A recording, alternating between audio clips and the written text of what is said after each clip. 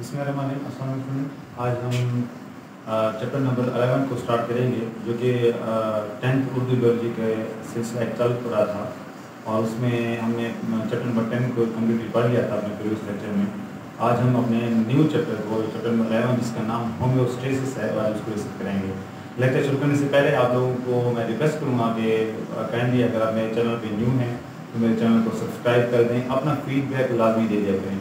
और जो मेरे ओल्डर स्टूडेंट हैं जो पहले से ही मेरे वीडियोस देख रहे हैं, उन सबसे रिक्वेस्ट करूँगा कि आप लोगों ने चैनल को सब्सक्राइब किया है लेकिन अपने कमेंट नहीं देते, अपने फीडबैक नहीं देते, तो मुझे अपना फीडबैक लाजमी दे दिया करें। वो मेरे लिए बहुत इंपॉर्टेंट होता है। इससे मुझे पता चलता है कि मेरे लेक्चर्स कैसे जा रहे हैं, बच्चों की समझ आ रहे हैं नहीं आ रहे, तो अपना फीडबैक आप लाजमी दे दिया करें। शुक्रिया। तो चलते हैं अपने टॉपिक की तरफ, जो कि होम्योस्टेसिस है। इस चैप्टर का नाम भी होम्योस्टेसिस है। होम्योस्टेसिस की अगर हम बात करें तो होम्योस्टेसिस एक ऐसी टर्म है, एक ऐसे प्रोसेस का नाम है कि जिसमें हमारा जिस्म अपने अंदरूनी माहौल को मुस्तकिल रखता है। लेकिन स्टूडेंट, हमारे इर्द गिर्द का जो माहौल होता है, हमारे जो इन्वायरमेंट है, वो लगातार चेंज होती रहती है। एक मंथ बाद क्या मौसम होता है, एक मंथ बाद क्या टेम्परेचर होता है। इस तरीके से हमारे जिस्म के बाज़ औक़ात अंदरूनी जो हमारा इन्वायरमेंट होता है, अंदरूनी माहौल होता है, उसके अंदर भी तब्दीलियाँ आती रहती हैं। लेकिन बात यहाँ पे ये आती है कि हमारा जिस्म बेशक जितनी तब्दीलियाँ आएँ, बाहर की तब्दीलियाँ बेशक जितनी हैं, अंदर हमारे जितने फासले मादे पैदा हों, लेकिन फिर भी हमारा जिस्म अपने अंदरूनी माहौल को मुस्तकिल रखता है। बेशक बाहर का माहौल जितना भी तब्दील होता है, हमारा अंदरूनी माहौल मुस्तकिल रहेगा। ये जो अंदरूनी माहौल को मुस्तकिल रखने का अमल है, इसको हम होम्योस्टेसिस कहते हैं। होम्योस्टेसिस का फिर से मैं रिपीट कर रहा हूँ कि बेशक हमारे इर्द गिर्द के माहौल का जो तब्दीली है वो जितना ज़्यादा हो जाए, वो हमारे इर्द गिर्द के माहौल में जो तब्दीली आती है हमारे जिस्म पर असर डालती है, लेकिन हमारा जिस्म उस असर को ज़ायल कर देता है। उसका जो अपना एनवायरनमेंट मुस्तकिल होता है उसी को रखता है मुस्तकिल। तो इसी को मुस्तकिल रखने में, कांस्टेंट रखने में जो हम प्रोसेस करते हैं, वो सारे के सारे होम्योस्टेसिस कहलाते हैं। तमाम जानदारों के अंदर होम्योस्टेसिस के जो तरीक़ाकार मुख्तलिफ होता है, इंसानों के अंदर मुख्तलिफ होता है। तो हम बुनियादी तौर पर होम्योस्टेसिस की 3 टाइप्स को डिस्कस करते हैं, और वही 3 टाइप्स में हम पढ़ेंगे कि किन किन तरीक़ों से हमारे जिस्म अब होम्योस्टेसिस करता है, किन किन तरीक़ों से हमारे जिस्म के अंदर जो तब्दीलियाँ आती हैं उन तब्दीलियों को ओवरकम करता है और कंट्रोल करता है। तो सबसे पहले हम बात करेंगे ऑस्मो रेगुलेशन का। होम्योस्टेसिस की जो पहली टाइप है वो ऑस्मो रेगुलेशन है। ऑस्मो रेगुलेशन की अगर हम बात करें तो ये ऑस्मो रेगुलेशन ऑस्मोसिस से आया है। इससे आया बेटा ऑस्मोसिस। अगर आप ऑस्मोसिस को देखो तो आपको अगर डेफिनेशन याद होने का था कि सेमी परमेबल मेम्ब्रेन से मॉलिक्यूल्स गुजरते हैं, ठीक हो गया बेटा। अब इसमें भी ऐसा होता है कि ऑस्मोसिस में दरअसल हम पानी और नमकियात के इर्तिकाज़ को मुस्तकिल रखते हैं, यानी कि मिकदार को मुस्तकिल रखते हैं। लेकिन हम पानी पीते हैं, हम रोज़मर्रा ज़िंदगी में अपनी खुराक खाते हैं, डेली एक्टिविटी के लिए खुराक खाते हैं, तो हमारे जिस्म के अंदर नमकियात भी पैदा होते हैं, हमारे जिस्म के अंदर पानी मेटाबॉलिज्म में पानी पैदा भी होता है और बाद पानी पीते भी। तो आखिर ये जब हमारे जिस्म में जाते हैं तो इनकी मिकदार बढ़ना शुरू हो जाती है। इसकी भी हमारे जिस्म में एक कांस्टेंट मिकदार होनी चाहिए मुस्तकिल, इसकी भी मुस्तकिल होनी चाहिए, ना ज़्यादा होनी चाहिए ना कम होनी चाहिए। तो जब हमारे जिस्म के अंदर इनकी मिकदार कम होने लगती है तो हमारा जिस्म उसको ज़्यादा कर देता है, और अगर इनकी मिकदार ज़्यादा हो जाती है तो हमारा जिस्म इसको कम कर लेता है। तो जब हम अपने जिस्म के अंदर पानी और नमकियात की मिकदार को मुस्तकिल रखते हैं तो दरअसल हमारा जिस्म क्या कर रहा होता है बेटा, ऑस्मो रेगुलेशन कर रहा होता है, रेगुलेट कर रहा होता है, तरतीब में ला रहा होता है। तो ये एक टाइप होगी किसी होम्योस्टेसिस की। दूसरी टाइप बेटा थर्मो रेगुलेशन।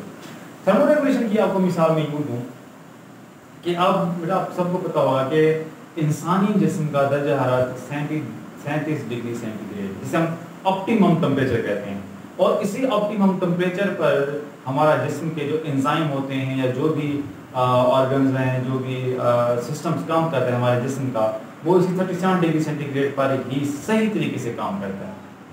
अगर 37 डिग्री सेंटीग्रेड से कम टेम्परेचर होगा और अगर 37 डिग्री सेंटीग्रेड से ज़्यादा टेम्परेचर हमारे जिस्म का बढ़ना शुरू हो जाएगा तो हमारे जिस्म के अंदर कॉम्प्लिकेशंस पैदा हो जाएंगे।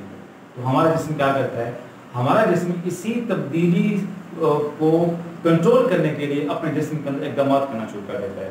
جیسے کہ آپ دیکھتے ہیں کہ گرمیوں میں جب ہمارے انوائرمنٹ کا ٹمپریچر 45 ڈگری سینٹی گریڈ تک پہنچ جاتا ہے گرمیوں میں, تو ہمارے جسم کا درجہ حرارت تو 37 ڈگری سینٹی گریڈ ہے. اور اگر آپ ایک ڈیفیوژن والا پروسیس کو یاد کرو کہ زیادہ سے کم کی طرف جو موومنٹ ہوتی ہے, تو باہر کا انوائرمنٹ 47 ڈگری سینٹی گریڈ ہے, اور وہ چاہتا ہے کہ یہ جو کم درجہ والا جسم ہے جو کہ 37 والا ہے, اس کو بھی میں 45 ڈگری سینٹی گریڈ پر لے آؤں.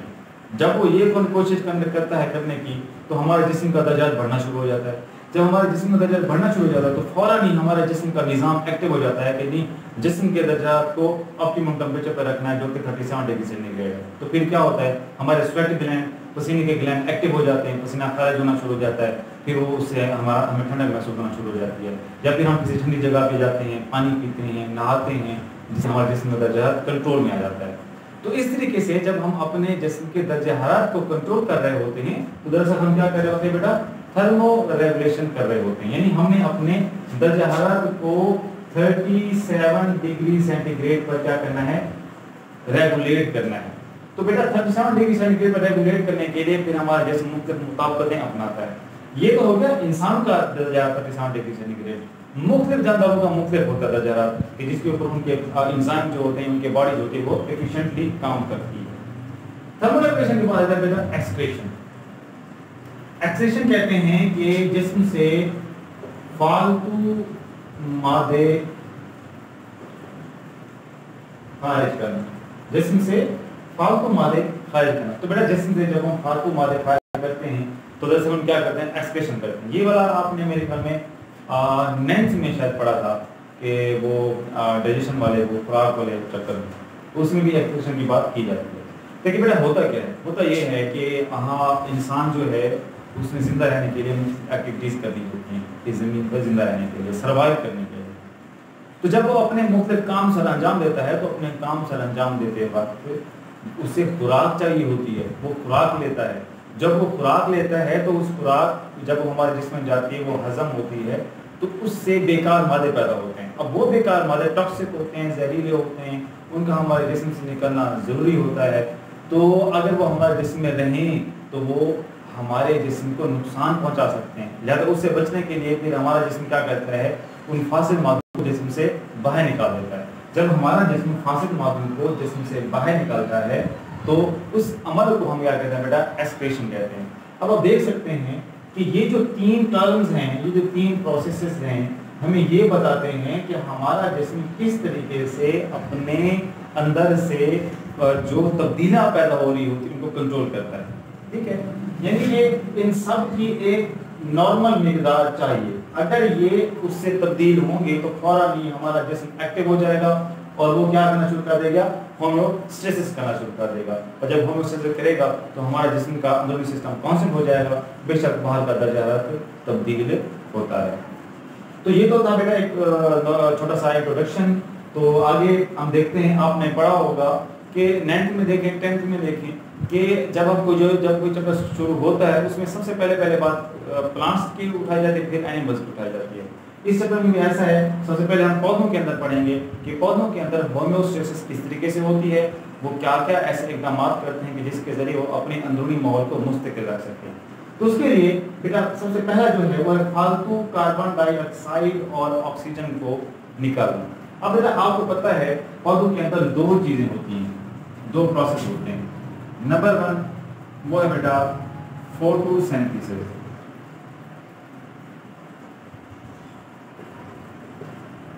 اور نمبر 2 ہے بیٹا respiration. Number 1 photosynthesis, number 2 respiration. اب آپ کو پتہ ہے بیٹا کہ فوٹوسینتھیسس کے نتیجے میں کون سی گیس پیدا ہوتی ہے, O2 آکسیجن پیدا ہوتی ہے, اور یعنی دوسرے لفظ میں ہم کہہ سکتے ہیں O2 خارج ہوتی ہے. اور فوٹوسینتھیسس میں CO2 جو ہے بیٹا وہ استعمال ہوتی ہے. ٹھیک ہے, میں نے اس لیے ایرو لگایا کہ یہ کاربن ڈائی آکسائڈ انٹر ہو رہی ہے اور O2 خارج ہو رہی ہے. یہ کس میں ہوتا ہے بیٹا, فوٹوسینتھیسس میں. ریسپیریشن میں کیا ہوتا ہے بیٹا, ریسپیریشن میں یہ ہوتا ہے کہ ریسپیریشن میں CO2 خارج ہوتی ہے اور O2 جو ہے بیٹا وہ استعمال ہوتی ہے. تو اب آپ دیکھ لیں کہ ریسپیریشن اور فوٹوسنتھیسس دونوں ایک دوسرے کے اپوزٹ پروسیسز ہیں. اب اس چیز کو دیکھیں دن کے وقت. اب آپ کو پتہ ہے فوٹوسنتھیسس جب پلانٹس کرتے ہیں تو وہ سورج کی روشنی میں فوٹوسنتھیسس ہوتی ہے, ادروائز نہیں ہوتی. ریسپیریشن روشنی سے آزاد ہے, وہ جب چاہے پودے ریسپیریشن کر سکتے ہیں. تو دن کے بعد کیا ہو رہا ہے بیٹا, دن کے بعد فوٹوسنتھیسس بھی ہو رہی ہوتی ہے اور ریسپیریشن بھی ہو رہی ہوتی ہے.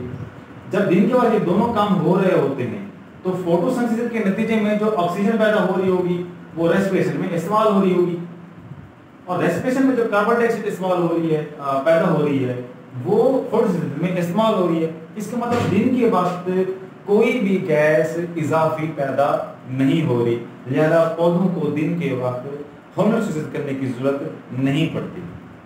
لیکن رات کے وقت جب سورج غروب ہو جاتا ہے تو فوٹوسنتھیسس سٹاپ ہو جاتی ہے. جب فوٹوسنتھیسس سٹاپ ہو جاتی ہے تو ریسپیریشن چل رہی ہوتی ہے.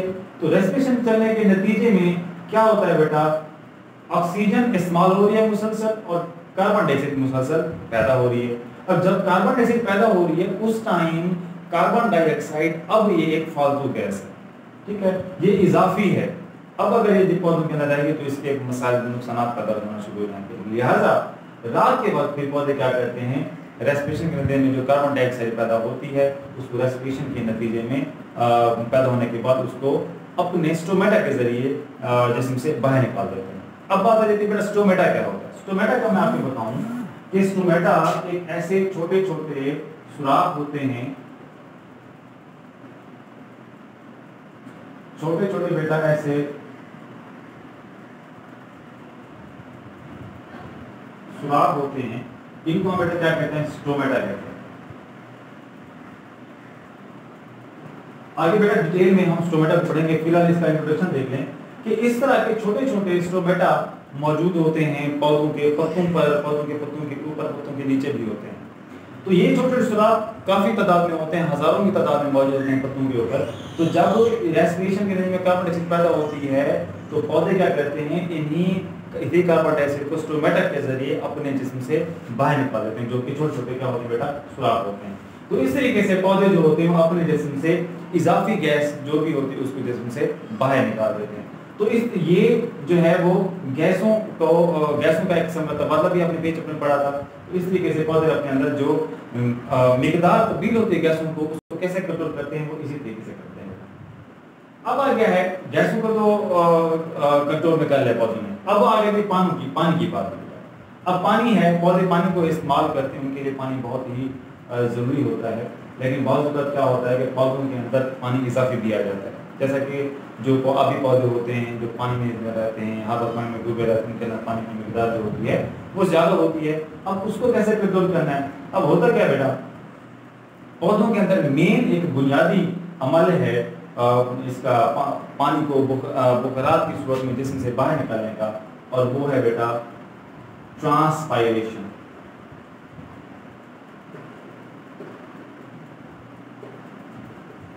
ٹرانسپائریشن کا بیٹا پروسیس ہے جس میں پودے انہی اسٹومیٹا کے ذریعے دن کے وقت اضافی پانی کو بخارات کی صورت میں باہر نکال دیتے ہیں. یہ ٹرانسپائریشن کا پروسیس ہے. ہاں یہ بھی ہوتا ہے کہ بیٹا پودے ٹرانسپائریشن تب کرتے ہیں جب ان کا ٹمپریچر بڑھ رہا ہوتا ہے. ٹمپریچر بڑھنے کی وجہ سے وہ اپنے جسم کو ٹھنڈا کرنے کے لیے کیا کرتے ہیں بیٹا, یہ والا ٹرانسپائریشن کرتے ہیں, اور ٹرانسپائریشن کے نتیجے میں پانی بخارات میں تبدیل ہوتا ہے اور پودے کا جسم جو ہوتا ہے وہ ٹھنڈا ہو جاتا ہے. اس طریقے سے پودے اپنے جسم کے اندر کیا کرتے ہیں بیٹا, اپنے جسم کو ٹھنڈا کرتے ہیں اور اضافی پانی کو جسم سے باہر نکال دیتے ہیں. اب ایک ٹرانسپریشن کا عمل ہے, دوسرا بیٹا ہے ایک گٹیشن کا عمل ہوتا ہے. رات کے وقت وہ کہتے ہیں کہ جب فوٹوسنتھیسس نہیں ہو رہی ہوتی تو اسٹومیٹا کلوز ہو چکے ہوتے ہیں, تو رات کے وقت بھی پودے کیسے اپنے جسم سے اضافی پانی نکالتے ہیں. تو ہوتا یہ بیٹا اسٹومیٹا کلوز ہونے کی وجہ سے پتوں کے اندر بعض ایک چھوٹے چھوٹے سوراخ ہوتے ہیں, پتوں پر ڈنڈیوں پر مختلف جگہوں پر چھوٹے سوراخ ہوتے ہیں. تو انہی سوراخوں سے آہستہ آہستہ وہ ان پانی کو قطروں کی صورت میں باہر نکالتے رہتے ہیں. اب وہ جو قطرے باہر نکلتے ہیں ان قطروں کو ہم بیٹا گٹیشن کہتے ہیں, یا اس عمل کو گٹیشن کہتے ہیں کہ جو قطرے باہر نکلتے ہیں پتوں سے, سوراخوں میں سے, انہیں ہم گٹیشن کہتے ہیں. اب ایگزام میں اکثر آ جاتا ہے کہ جی جب آپ صبح صبح جائیں تو پتوں کے اوپر جو آپ کو قطرے نظر آتے ہیں تو وہ تو کہتے ہیں وہ تو شبنم ہے، لیکن پھر وہ کہتے ہیں کہ یہ اگر وہ شبنم ہے تو اگر کوئی بیولوجی والا بندہ آگیا وہ کہے گا نہیں یہ تو گٹیشن ہے. تو یہاں پر پھر ایک پرابلم پیدا ہو جاتی ہے کہ پھر ہم شبنم اور گٹیشن میں فرق کیسے کریں گے کہ شبنم کیا ہے اور گٹیشن کیا ہے. یہ جو کویشچن ہے یہ اکثر ایگزام میں آیا ہوتا ہے. آپ اس کو جو ہے ذہن نشین کر لیں. ابھی میں آپ کو سمجھا دیتا ہوں. گڈیشن کو تو میں نے اب تک بتا دیا ہے کہ گڈیشن دراصل پتے کے چھوٹے چھوٹے سوراخوں میں سے جو پانی نکلتا ہے قطروں کی صورت میں وہ گڈیشن ہے. شبنم کیا ہوتی ہے بیٹا؟ شبنم یہ ہوتی ہے کہ آپ کو کنسپٹ میں یوں سمجھاؤں کہ ہاں جب دن کے وقت درجہ زیادہ ہوتا ہے تو پانی بخارات میں تبدیل ہو کر ایسے فضا میں معلق ہو جاتا ہے. ہمیں نظر تو نہیں آ رہا لیکن آپ جب جاؤ گے جہاں پودے اور جگہ ہوگی وہاں پہ آپ کو ہبس ملے گی. وہ ہبس یہ ہوتی ہے کہ جو پانی ہوتا ہے وہ بخارات میں فضا میں معلق ہو چکا ہوتا ہے. اب رات کو جب ٹمپریچر ڈاؤن ہوتا ہے، ٹمپریچر ڈاؤن ہونے کی وجہ سے وہ جو بخارات کی صورت میں پانی موجود ہے وہ کنڈینس ہوتا ہے، گاڑھا ہوتا ہے، ملتا جاتا ہے اور قطرے بن کر گرنا شروع ہو جاتا ہے. جب پانی وہ قطرے بن کر گرنا شروع ہو جاتا ہے تو وہ جو قطرے پتوں پر گرتے ہیں ان قطروں کو اب ہم شبنم کہیں گے. تو شبنم اور گڈیشن میں واضح فرق ہے. شبنم جو ہوتی ہے وہ بخارات جو پانی میں ایک صورت میں فضا میں موجود ہوتا ہے وہ گرتا ہے، اور گڈیشن جو ہوتے ہیں وہ پودے کے پتوں سے جو ہے وہ نکلنے والا پانی ہوتا ہے. ہوپ آپ کو یہ کوشچن کا کنسپٹ سمجھ آ گیا ہوگا. نیکسٹ جو ہے وہ میٹابولزم کے بیکار مادوں کو نکالنا. بیٹا پودوں کے اندر بھی یہ ہوتا ہے، پودوں کے اندر میٹابولزم ہوتا ہے. پودے بھی اپنے اندر مختلف کیمیائی تعاملات کرتے ہیں تو اس کے نتیجے میں فالتو مادے پیدا ہوتے ہیں، اور وہ جو بیکار مادے ہوتے ہیں وہ غیر حل پذیر ہوتے ہیں. وہ اتنا جلدی حل مطلب ان کے اندر حل نہیں ہوتے. اب جو حل نہیں تو ظاہری بات ہے پودوں نے ان کو جسم سے باہر نکالنا ہے تو پھر وہ اپنے جسم کے حصوں میں اپنے پھلوں میں ان کو جمع کرنا شروع کر دیتے ہیں. جیسا کہ آپ کو مثال میں یہاں پہ ٹماٹر دے دوں کہ ٹماٹر کے اندر کلموں کی صورت میں، کرسٹلز کی صورت میں کیلشیم آکسالیٹ جمع ہو جاتا ہے، اور وہ کیلشیم آکسالیٹ پھر ٹماٹر کے اندر جمع ہو جاتا ہے اور پھر جب ٹماٹر توڑا جاتا ہے تو اسی کے ذریعے فالتو مادے پودے سے باہر نکل جاتے ہیں. اس لیے تو کہتے ہیں کہ ٹماٹر کو کچا مت کھایا کریں یا صاف کر کے کھایا کریں کیونکہ اس کے اندر یہ والا کیلشیم آکسالیٹ ہوتا ہے جو پتھری کا باعث بنتا ہے انسان کے اندر. اس کے بعد بیٹا یہ ہے کہ پودوں کے اندر ایک پروسیس یہ ہوتا ہے، آپ نے سنا ہوگا ایک خزاں کا موسم ہوتا ہے. خزاں کے موسم میں بیٹا یہ ہوتا ہے کہ پودے اپنے پتوں کو گرا دیتے ہیں. یہ بھی ایک سیپٹک پروسیس ہے، یہ بھی ایک نیچرل پروسیس ہے کہ جس کے اندر پودے اپنے فاسد مادوں کو جسم سے نکال دیتے ہیں. کیسے ہوتا یہ ہے کہ پودوں کے اندر جو میٹابولزم کے بیکار مادے ہوتے ہیں وہ ایسا ایسا اس کو پتوں کے اندر جمع کرتے جاتے ہیں. یہ پورے سال کا پروسیس ہوتا ہے. تو جب خزاں کا موسم آتا ہے وہی خزاں والے موسم کے اندر ہی پتوں کے اندر زیادہ سے زیادہ فاسد مادے جمع کیے جاتے ہیں جس کے نتیجے میں پتوں کا رنگ یلو پڑ جاتا ہے اور پھر آخر پتے گر جاتے ہیں. اب یہ جو پتے گر جاتے ہیں یہ دراصل فاسد مادے نکال کر لے آتے ہیں. اب پودے کے اندر سارے کے سارے فاسد مادے نکل گئے، اب پودا پھر ہوگا نئے پتے بنا لے گا. تو یہ بھی ایک عمل ہے کہ جس کے ذریعے پودے اپنے جسم سے فاسد مادوں کو نکال لیتے ہیں.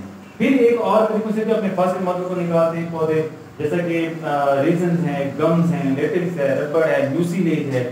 میوسیلیج یہ جو آپ نے بھنڈی دیکھی ہوگی، بھنڈی میں ایک بالکل چپ چپ سا مادہ ہوتا ہے گاڑھا سا، اسے میوسیلیج کہتے ہیں. اسی طریقے کے فلوئڈ جو ہوتے ہیں وہ نکلتے ہیں. اب یہ جو والے فلوئڈ ہوتے ہیں یہ پودوں کے فاسد مادے جو ہوتے ہیں وہ ہمارے لیے ان سے بہت سارے ہمارے لیے جو ہوتے ہیں فائدہ مند ہوتے ہیں، ان کو اپنی زندگی میں استعمال کرتے ہیں. تو انسان اور پودے یا تمام جانور سے جڑے ہوئے ہیں. تو بیٹا کس طریقے سے پودے جو ہیں وہ اپنے جسم کے اندر ہومیوسٹیسس کرتے ہیں.